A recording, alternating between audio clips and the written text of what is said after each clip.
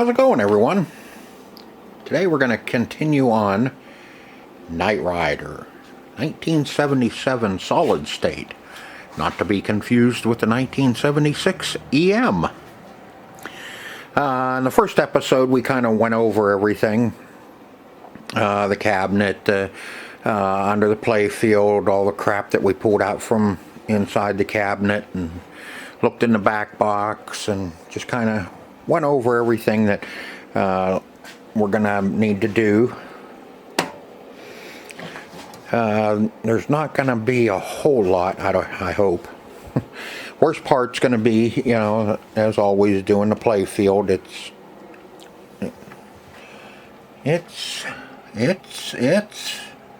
rough. You know, plastics and everything are good, but finish wise, the paint is really toasty. But that's not what we're going to do today. Today we're going to work on getting our electronics squared away so we can get this plugged in and have some lights on it and see what we need to do so we can actually have a working solid state pinball machine. Today we're gonna start going over our boards like we always do to start out. We never just hook everything up and plug them in. I went ahead and I got some of the wire. I put the wires where they belong, all the plugs, just so I could see where to put a couple of these wire tamers. I left these two off because this plug here, this is our main plug coming in,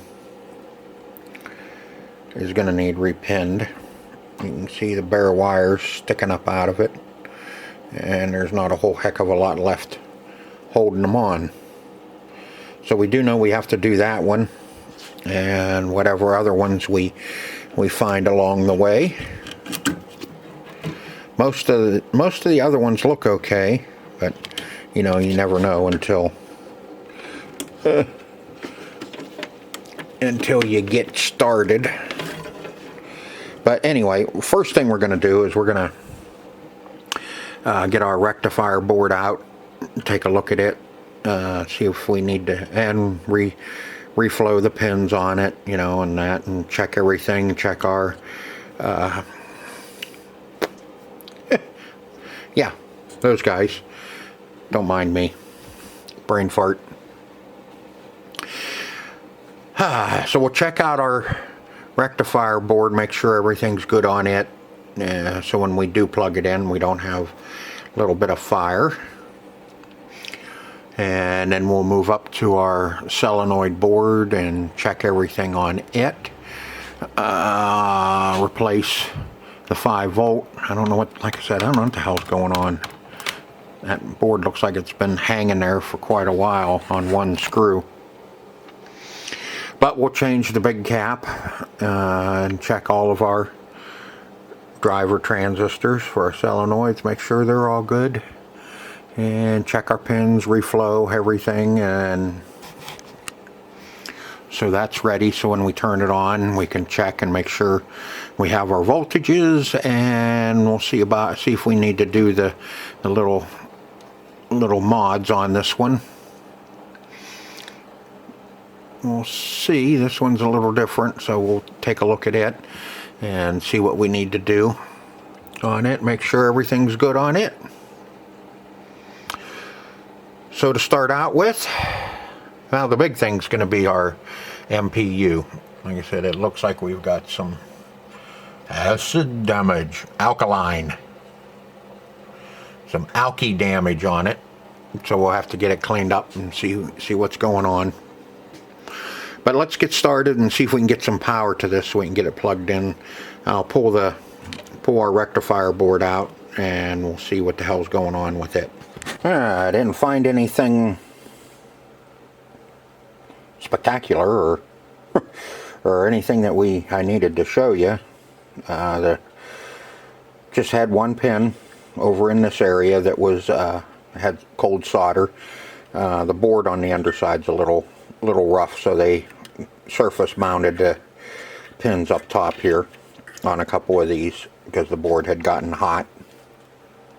And that's that same one where that's that same connector that needs to be repinned because it's been getting too hot in through here. So we'll get that taken care of. Checked all three of the regulators, the bridge rectifiers, and they're all good. Now, I've showed you how to check these before. That you see you have your plus and your minus on your bridge. You just put your negative on your plus and hit the other and hit that one.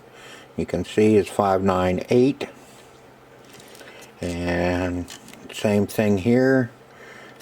Put your, oh come on, normally I have you set up, but I don't today. Let's see if I can get this. Not good with chopsticks, as you can tell. There we go. And just test the other side, and you can see 5.9.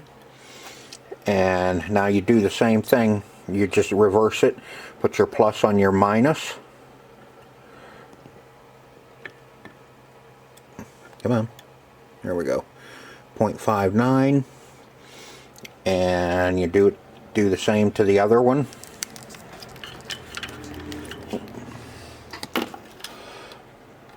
Put your plus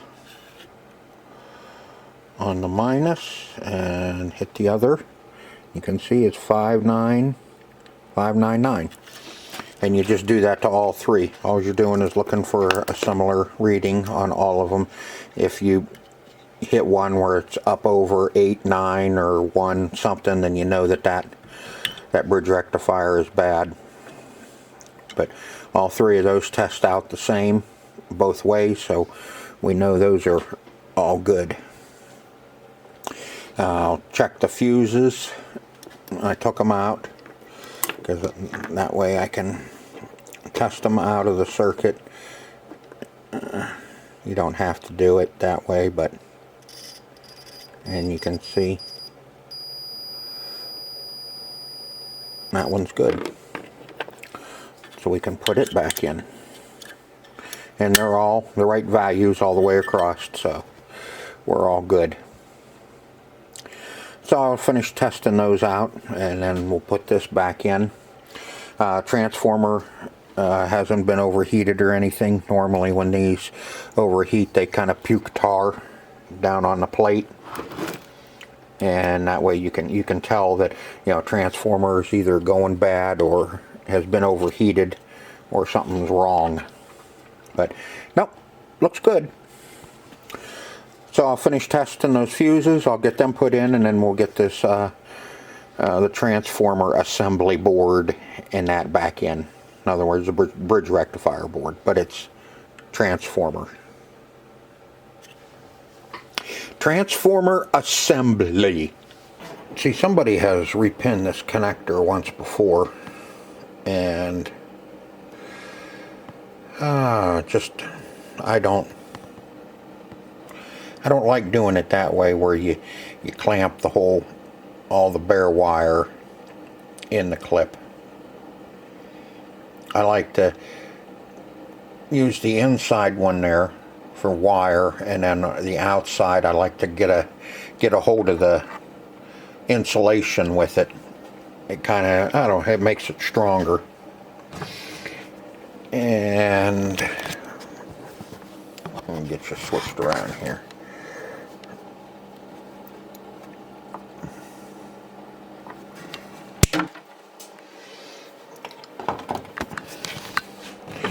And I use a little different clip usually on these bridge rectifiers. See, I have the clip that grabs the post on 3 sides. When it goes down on, you have 3 sides getting a hold of the clip. Just makes a little better contact on them. and it, you just have less chance of it failing.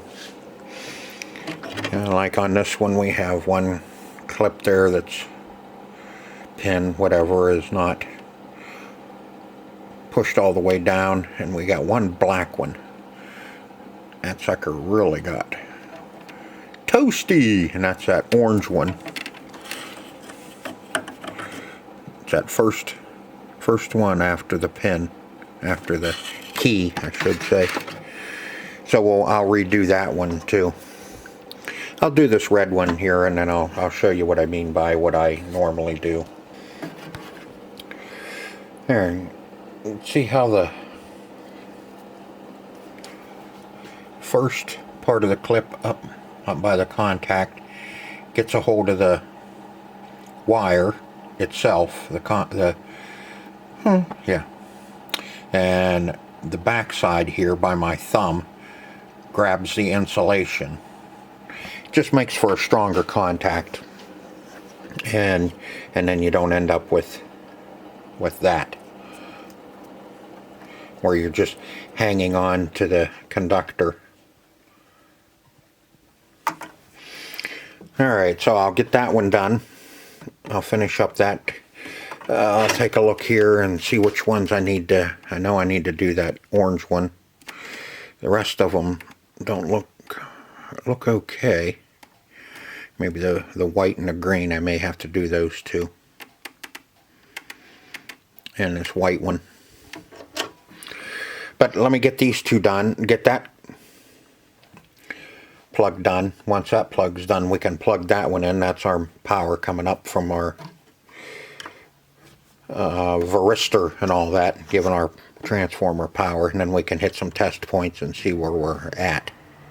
Alright, sorry about that, I screwed up. The little plug I was working on wasn't the power in, it's the one next to it. So if we turn it on, see, we got some GI, got some general illumination, doors lit up, nothing there, because it's on that big plug. Now we can run our test points. Let's go with DC, 20 volts, I'll do test point 1. It's 5, that should be our GI. 2,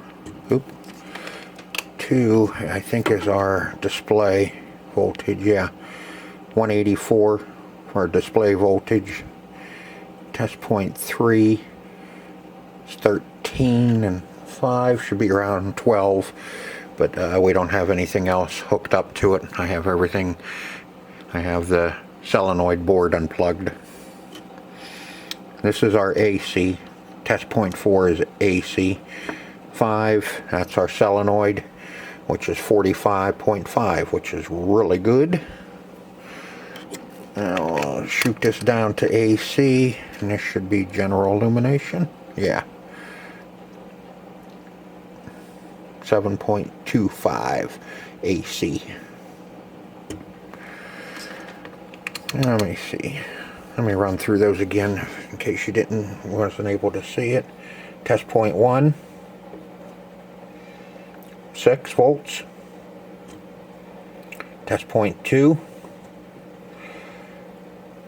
display 184. Test point 3, 13. That's for our light matrix, if I'm not mistaken, and our MPU. Test point 4 is our AC. Test point 5, that's our solenoid.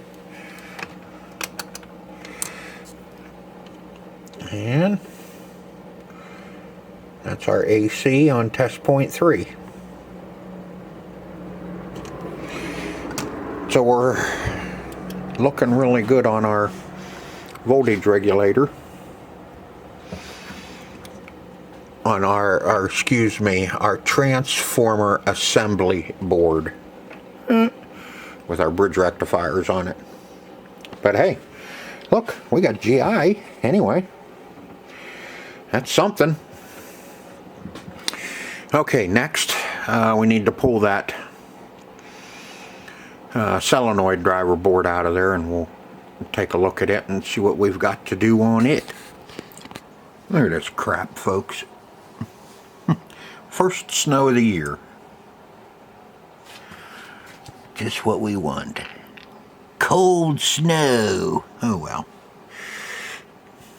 Okay, got our solenoid driver board out, and we'll get this serviced. Same routine. I'll check all of our transistors, our driver transistors. I'll reflow all the pins, change the 5-volt cap, filter cap. I don't have, again, just like the last, when I ordered in my caps, I had 10 on my order sheet, and I ended up with 1. And so that went in lightning. So I reordered those again. But I do have a replacement. I'm going to put a 10,000 25 volt in it. This is one of those clip-in ones. That's the only one I could find that I have, so we could move forward on this. I'll put that in, and it'll be fine until, because it's exactly what was in these. And then when my new caps come in, I'll swap it back out and put a new one in and put that one up for a spare again. That one just kind of sits around. I had forgotten where I had put that when I was working on Lightning, so that's why I left the old one in until the new stuff come in, and like I said, there was only one. Anyway, we'll service the board, reflow all the pins, and check all of our driver transistors, make sure they're all good, replace the cap, and that way we can put this in and we know everything is working on it, and then we can put power to it and hit our test points and see our voltages on our test points and make sure that everything is okay to plug something else in. These tags here, these are normally put on when they go to a repair place. They put these on there with the serial number on them, so they know exactly whose board this is. They put this on and write down the guy's name and whatever, and the paper that goes with this tag has the same number on it, so they can match up that number with an invoice and locate their board and get it back to them when it's completed. So this board has been serviced or repaired at one point. Doesn't look like there was really anything done to it, but who knows. Well, looks like maybe the high voltage or low, or yeah, the 5-volt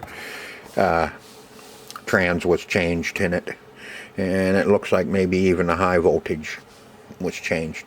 But anyway, we'll reflow all these pins, make sure we have good connections. I'll clean up the pins, and this will be ready to put in and put power to it and see what we get. Okay, we got our driver board all serviced and put back in, and now we'll got it hooked up, got the power hooked to it, yeah, got the plug in, and power up, yep, so we can turn it on. And now we can do our test points. Let's see, test point 5, which is right there, should be, I think that's the 12. Yep, 15. We don't have anything else hooked up, so we're good there. Test point 1 has our 5-volt, which is 489, which is a little low. I'm not real happy with that. Test point 3 should be our 5-volt. Yep, come on. Kind of low. 7, 486 steady. Like I said, that's a little low. Now, behind our high voltage, we have 2 test points. We have test point I can't tell what that number is. That should be our real high voltage. Oops, I better turn that up. Okay, the first one's going to be our real high, 259 volts, and then test point 2 should be our voltage, which is right in there. Should be our voltage to our displays, which is around 184, which is good. I may turn that down a little bit, but I'm kind of happy with that. Now our 5 volt is a little low. We may end up changing that bottle cap out, our regulator. We'll see. And we'll see what happens when we go to boot everything up. And let's see, I got that plug in, that one up there. We do have a few lights on our board, and if you look down, you can see that one. There's a little orange light. You can see we're getting power to all our displays. So now what we can do is we can turn this off and plug in some other stuff. I have everything all unplugged off of the MPU, but our lamp driver board is still all hooked up. So let me plug some of this other stuff in and we'll see what happens. Okay, well, got everything else plugged in on our driver board. I think our next step is going to be our lamp driver board. We'll go over it and take a look at it. We still don't have any lights on the bottom half of our back door, of our door on our back box. So let's pull the lamp driver board and see what we can find on it and service it. Make sure everything's all connected and see if we have any cold solder joints, and we'll test all the transistors and we'll see if we can find anything bad on there. Okay, we got our lamp driver board here. We're going to service this. This isn't going to do anything for us right at the moment as far as, power and that, but if we can locate if there's a problem and we locate it now, that'll just save us some time down the road. Like if I find a bad transistor on here, I can change it out and we'll have a good one on there, and we know that everything's good as far as this side goes. The chips, that's what controls lights and everything. We don't know, we can't check those unless, we have to do some troubleshooting to track that down as to which one it would be that would be bad. But I'm going to do the normal, like we always do. We're going to reflow all of our pins. This side looks like it's already been done, but I'll go through and do them again because I don't know when they were done. Then we'll test all of our transistors, and then if those are all good, we can put it back in, and we know at least this part of it's good along with our connectors. This half will be later if we have problems with lights not coming on and not doing what they're supposed to. Then we'll have to track down, and because it should be that this chip controls like this part here, that chip, same thing, this chip through here, and that chip through here, so we can track it down.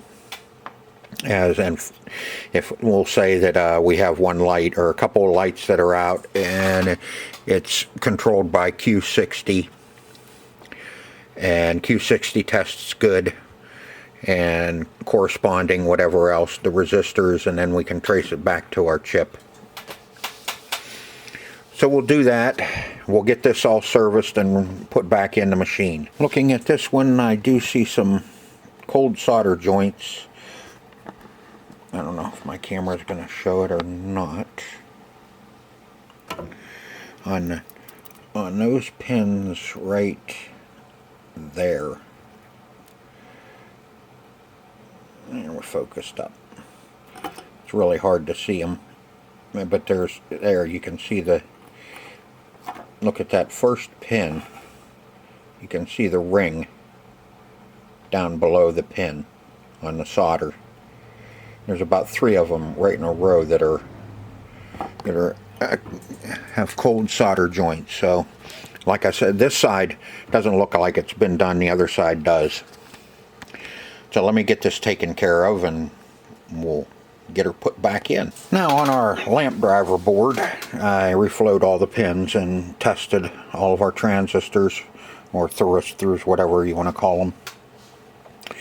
I located 3 of them that were bad. I marked them there, and I have 2 up here.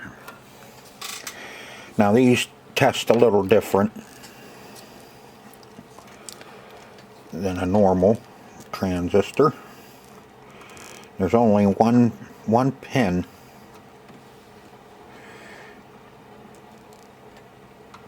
that you need to test. Well, you test the other one too if it. Oh, come on. You can see 0.74, and I'll do the one next to it.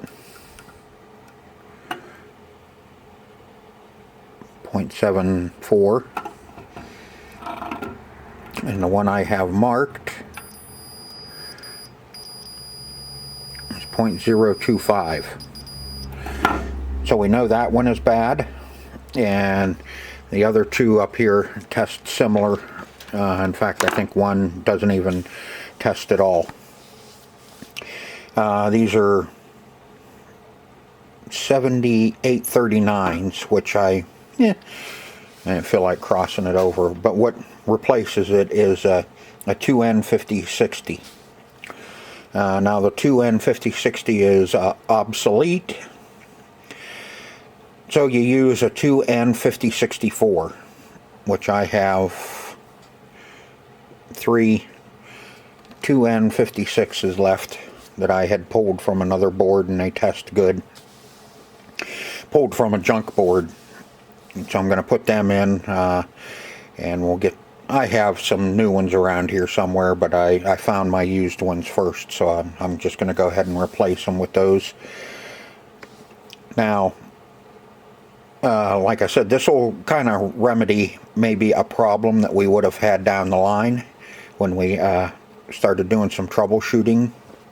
This is just all part of the maintenance that you should do to an old machine when you get it in, is to just start checking everything and reflowing pins and all that, just to make sure you don't have to have a big problem at the end where half the lights don't work, and then you got to pull the lamp driver board back out and look for, you can do the schematic thing and trace it down to individual transistors, or you can just go through when you're servicing them and just test them all, and if you find anything bad, you change it. So I'll go ahead and get these 3 changed out, and we'll be ready to put our lamp driver board back in. I got our lamp driver board all put back in. You can see the ones I replaced. That one and that one. Oh, yeah, these 2 and that one right there. And we can turn it on, but it's not going to do anything spectacular until after we get our lamp driver board. And see, we still have only half of our backglass lights lighting up, so that's another issue into itself that we'll have to dig into. It may be a pin somewhere else on our rectifier, because that's where our GIs come from. Could be up here, but anyway, we got all 3 of our boards serviced. We did our rectifier board at first. Everything's good on it. Tested our voltages are good. Did our solenoid driver board. Our 5 volts is a little low. I don't know if our MPU is going to like it or not. We'll find out. If not, we may have to change out our 5 volt regulator to see if we can't get our 5 volts up a little bit more, because there's no adjustment for your 5 volts on these. All the other voltages are good. For our displays, we're at 185. I'll probably leave that alone. I may turn it down a little. I normally like them right around 180, just to save on displays. And then we did our lamp driver board. You know, we did the same thing to all of them. Cleaned all the pins, reflowed all the pins, checked all our transistors. We found 3 bad on our lamp driver board, so that may take care of a headache error later on. And it's just preventive. I changed the 5 volt filter cap. It's only at 1,000, or 10,000, excuse me. 25 volt, but new ones are ordered. That one I just had around that I use for emergencies like this, to throw in a solenoid driver board, just so we can do some testing and get other boards ready while stuff's coming in. Let's see what else. That's about all we've done. Got everything all cleaned up, repinned some connectors for the voltage regulator board. Everything else looks pretty good. Actually, we're in pretty good shape now. So that's going to do it for this episode. In the next episode, we're going to tackle our MPU and see what we can do about it. I'm not even going to plug it in and see if it'll do anything, because I already see the acid damage on it. We're going to pull it out and clean it all up and see if we can't revive it and make it work. If not, you know the alternative. New MPU board, which is more reliable anyway than fixing a alkaline damaged MPU. But if we can get it fixed, get it running, get some use out of it, that's a plus. And then later on, when things are a little better, we can buy a new MPU and put it in. And then we still have our displays to go over. We need to check them, check all the pins on those, make sure everything's good on those, and reflow, and you know, then the normal. But next we're gonna tackle that MPU and see if we can get our seven flashes out of it.